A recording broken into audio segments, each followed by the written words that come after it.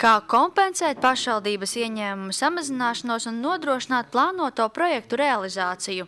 Meklējot atbildi uz šo jautājumu un sastādot 2011. gada budžetu, Ikšķeles novada pašvaldība nonāca pie secinājuma – jāizmanto novada nekustamā īpašuma resursi.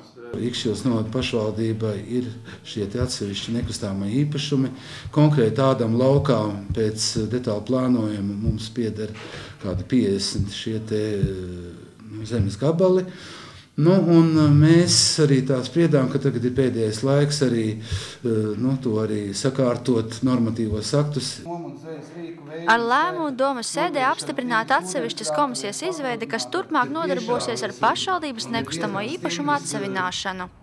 Tuvākajā laikā izsoles dokumenti tiks sagatavoti 9 apbūves gabaliem. No nekustamo īpašumu pārdošanas šogad Ikšķele cer gūt 200 000 latu.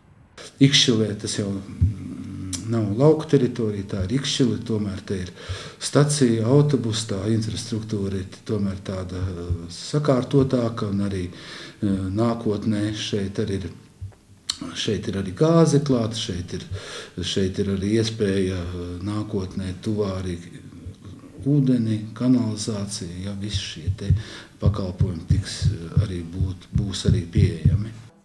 Pašvaldības budžeta ieņēmuma palielināšanai Ikšķele šogad plāno izvērst pastiprinātu darbu ar nekustamā īpašuma nodokļu parādniekiem.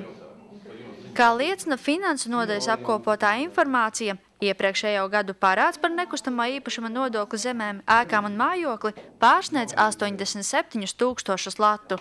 Dācis Tribotska, Zanda Treško, Ogres televīzija.